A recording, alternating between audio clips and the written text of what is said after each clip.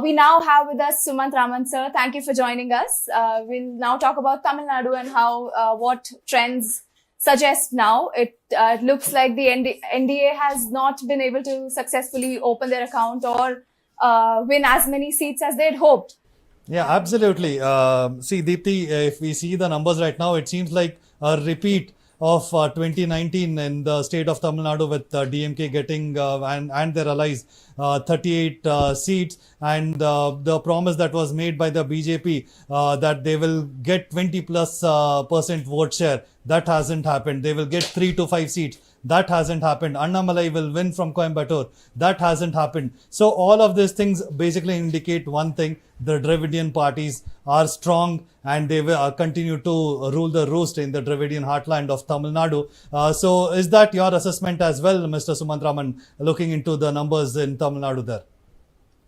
Yeah, I think that you have to say that this was a most expected verdict. I don't think any doubt at all that this was actually what was going to happen, and there was only a question of whether there would be one or two seats where there could have been a closer fight. But as we have seen here, despite the fact that the DMK Congress combines vote share as it stands now has dropped from 2019, it has dropped almost my gut guess is at this point of time it's dropped by about 7%, which is a very significant drop.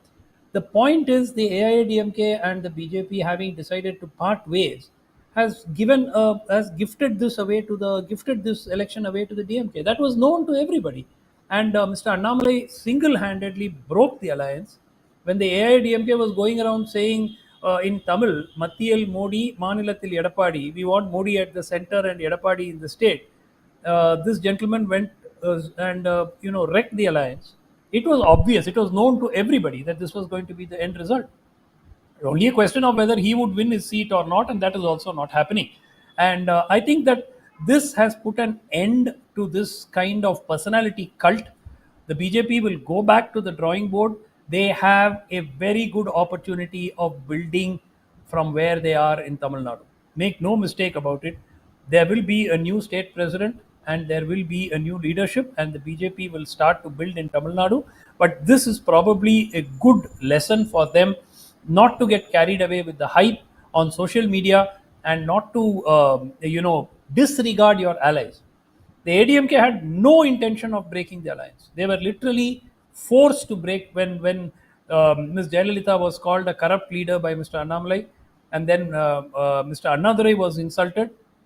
So they were left with no choice. I mean, it was like, let me see how far I can go in terms of insulting you before you walk away. So I think that was a huge mistake.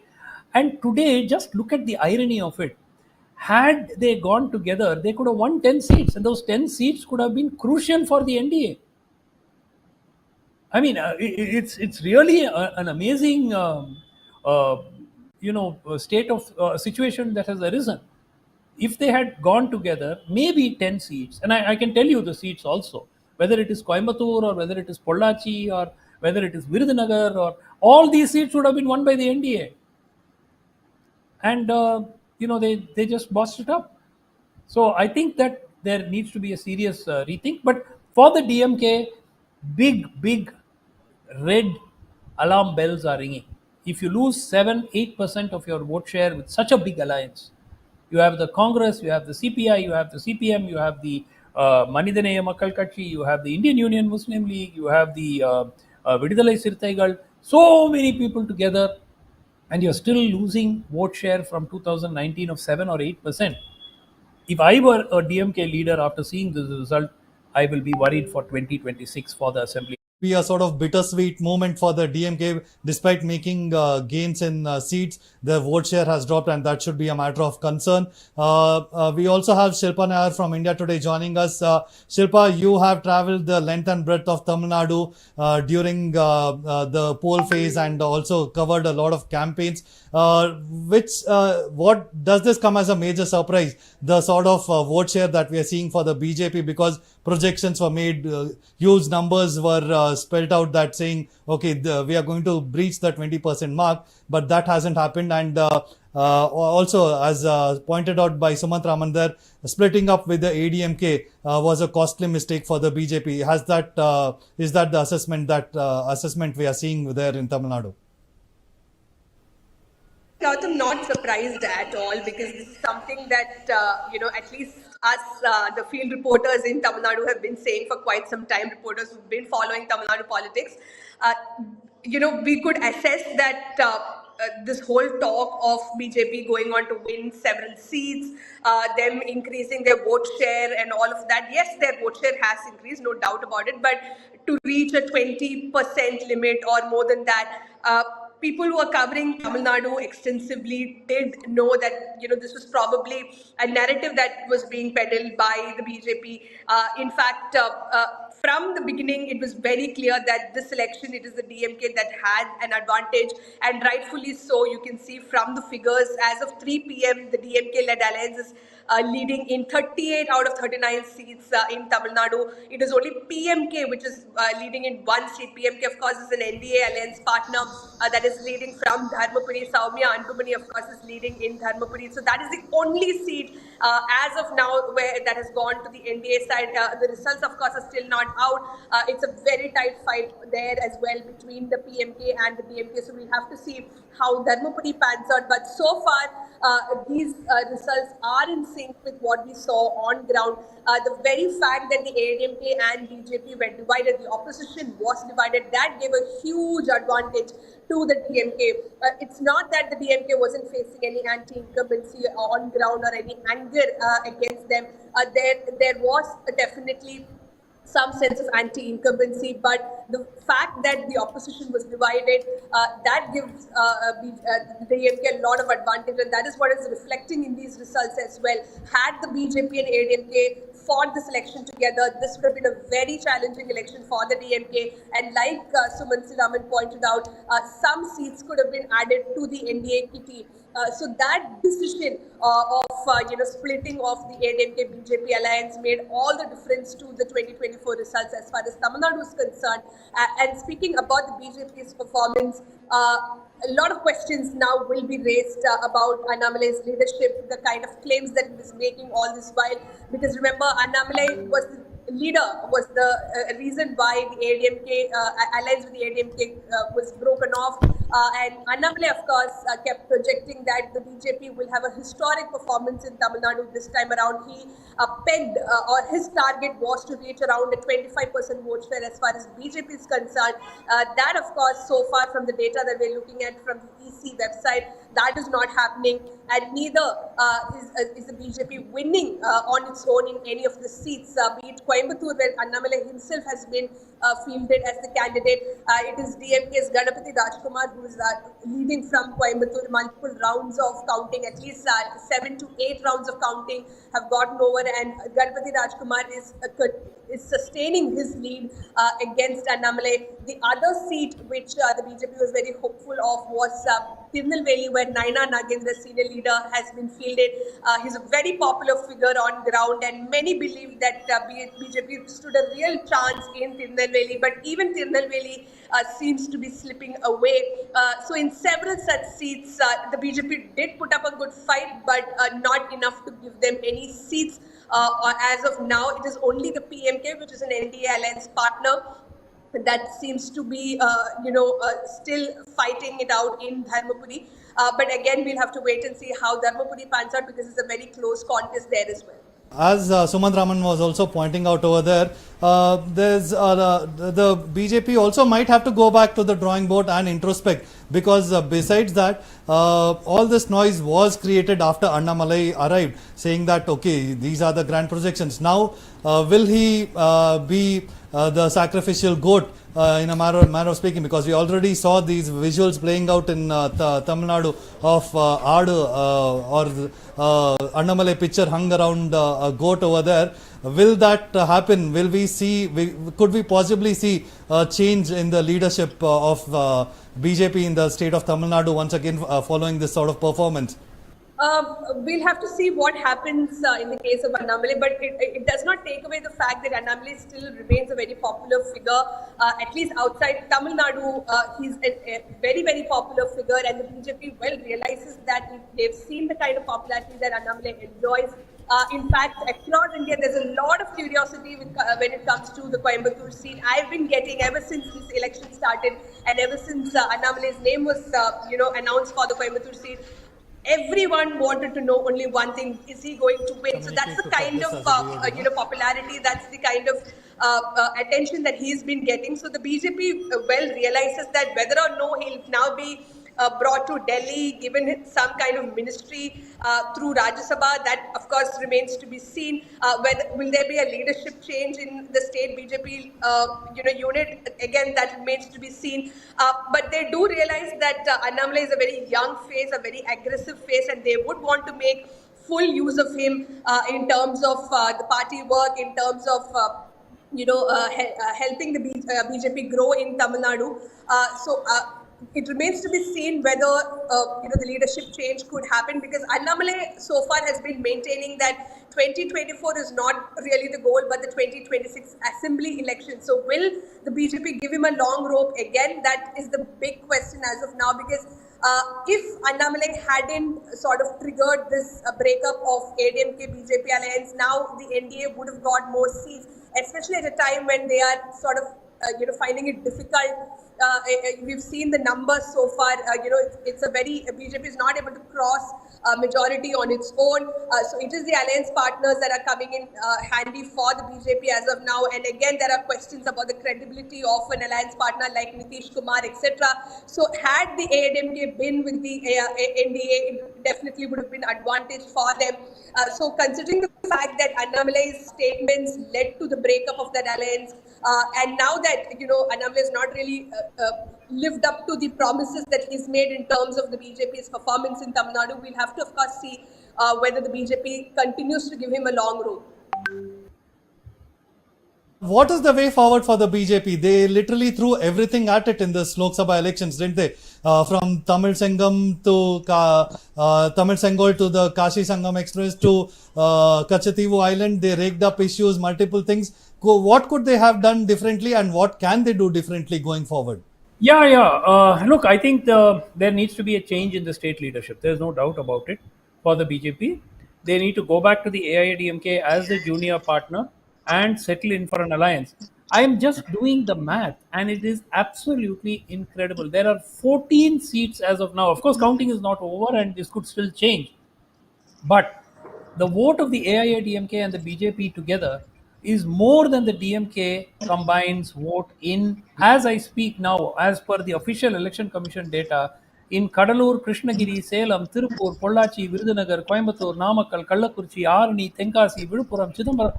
I mean, one single individual has wrecked this entire election for his party in the state. It is incredible that such a canny party like the BJP has been taken for this colossal ride.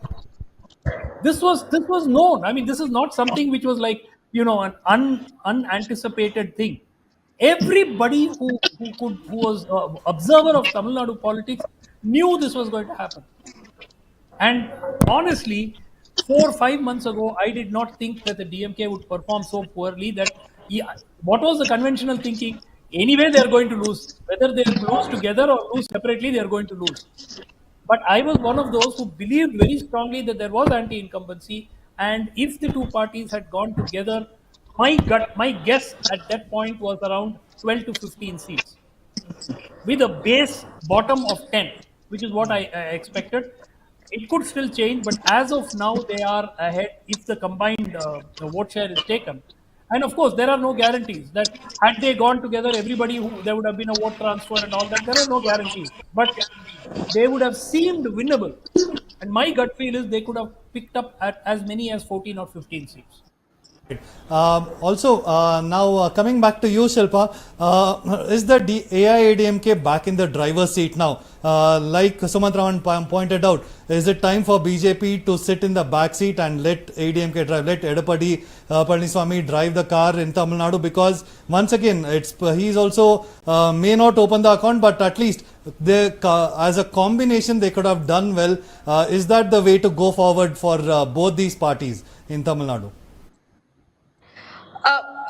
Gautam, since the beginning of this election, at least, ever since the candidates were announced and all of that, the question really was about who's going to come second. The BJP, of course, tried to project that they will emerge as the second largest party in Tamil Nadu after this election. The ADMK is done and dusted, is what many BJP leaders in the state have been, claiming. But the ADMK, in a way, has sort of answered answered all those questions. They've, so far, if you look at the vote share of the ADMK, they have pretty much managed to stick on to what they had.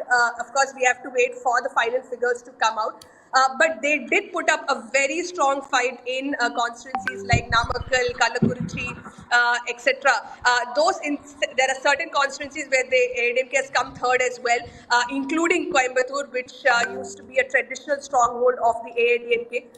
But AIADMK, the performance that they've put out, though they've not won any seats as of now, the performance in some of these constituencies and the vote share goes on to show that the Dravidian party is here to stay, and they are, the BJP saying that they're the second largest party is just wishful thinking.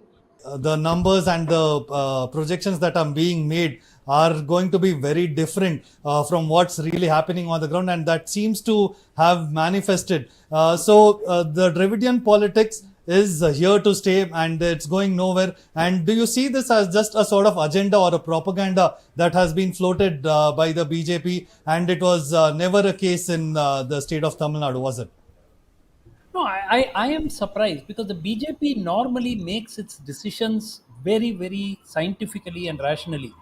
The way they allowed themselves, particularly the Prime Minister and Mr. Amit Shah, allowed themselves to be sort of carried away by Mr. Annamalai and all the propaganda and all the social media hype. I think that is something which I never anticipated. They realized early on that they made a mistake, but that's why they kept saying our doors are open, our doors are open. Until the nomination was filed, they kept saying our doors are open for the AIADMK. But having gone out, the AIADMK saw no reason to actually settle down. So now I think it's very clear in 2026, if the BJP wants to, otherwise it will go back to being a 4%, 5% vote share party. If they want to continue and make a mark in Tamil Nadu, get into an alliance with the AIADMK, settle down, don't have delusions of grandeur, and continue to be a good ally. Maybe look and hope for a coalition government in 2026. That is, I think, the strategy that the BJP should adopt in Tamil Nadu, and that's doable. With the amount of anti-incumbency we're seeing now against the DMK, that is definitely doable. Doable, but is it doable with Annamalai? You are saying that Annamalai no, as long as Annamalai is there, so as who would be a replacement, Sumant Raman here? No, who could be? Is it go back to Tamilisai Soundarajan? I think Dr. Tamilisai would make a very good fit in this particular situation. She is a widely respected person. She is not prone to making, crazy statements. She is not prone to insulting leaders and so on. And very importantly, she is a steady hand. So I think that somebody like her. I'm just giving an example. There could be others, of course, but I think that somebody like Dr. Tamilisai coming back at least for a year and a half till the elections, forming an alliance with the AIADMK once again, and making it a winning combine in 2026, that should be the target for the AIADMK and the BJP at this point of time. Oh, Shilpa, the AIADMK leadership in terms of Edapadi Palaniswamy, will he really, because words were exchanged between the both of them, and when you invoke the names of legends of AIADMK and insult them, is there any going back to this alliance once again? Well, that's the big question. question, isn't it? Because so much bad blood between the BJP and the ADMK ever since the alliance was broken off. We've seen a lot of sharp, shrill comments exchanged between ADMK and BJP leaders, the second-rung leaders of the ADMK targeting Annamalai and vice versa. So there's a lot of bad blood between these two parties. But again, if at all they come together, then it would definitely pose a huge challenge for the DMK in the 2026 assembly elections. And not to forget, Actor Vijay will also be making his political debut in 2026 assembly elections. So that is going to change political equations in Tamil Nadu, and how all of this will impact. All that remains to be seen. But I wanted to take this question to Suman Siraman. Sir, do you believe, given the kind of the animosity that ADMK and BJP leaders have had in the last couple of months, is it possible, even if they have an alliance, will that vote transfer really happen? Will it be an organic alliance on ground? Shilpa, I've always maintained that the anti-DMK vote is a very significant proportion of the vote in Tamil Nadu. That vote is anti-DMK. They don't want the DMK, so they will vote for whoever has the best chance of defeating the DMK. Therefore, it is my very firm belief that AIADMK, TMK, and BJP combined on, for instance, even in this election, had PMK also been part of a combined front, they might have won more than 22, 23 seats. They could have won more than half the seats. So I think that, look, that should be their target now. AIDMK is very clear. There will be no continuation of an alliance as long as Mr. Annamalai is around as the party chief. Another party chief comes in who is more conciliatory. Mr. Edappadi Palaniswamy will be open, especially after these results, which prove that it makes no sense to try and take on the. If it was a DMK fighting alone, I think the AIADMK can stand up. But the DMK will not fight alone. The DMK needs these 10, 15 parties along with it. And there is no sense at all for the AIADMK to try to take it on alone. It will need the BJP. It will need TMK as well. And I think that if Soumya Anpumani also loses, which is quite possible because there are still several lakh votes to be counted, and her lead, when I last checked, was 5,000-6,000 votes. So it's possible that she could lose.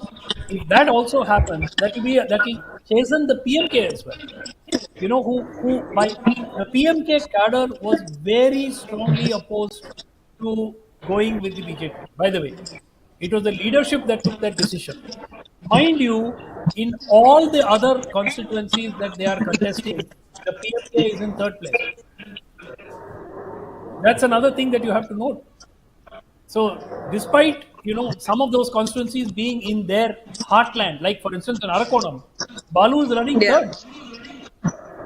So those kind of issues that they also will have to factor in. So it makes sense for all of them to come together. Even in this election, I think the PMK cadres wanted an alliance with the ADMK, but it was the leadership that sort of moved towards the BJP. Yeah, it was the family that wanted to move, towards the BJP. In fact, the previous night, the AIADMK high command was sort of informally told, and I'm sure you know the Shilpa, that an alliance was almost sealed. And then at 6 o'clock in the morning, we saw Mr. Annamalai and Mr. Murugan sitting in Tailapuram in Dr. Ramdas's farmhouse and signing the alliance. Yeah, so that's how the PMK is. But I hopefully think this should have taught them a lesson. All right. Thank you so much, Sumant Raman sir and Shilpa Nair for joining us to discuss and decode the numbers in Tamil Nadu there.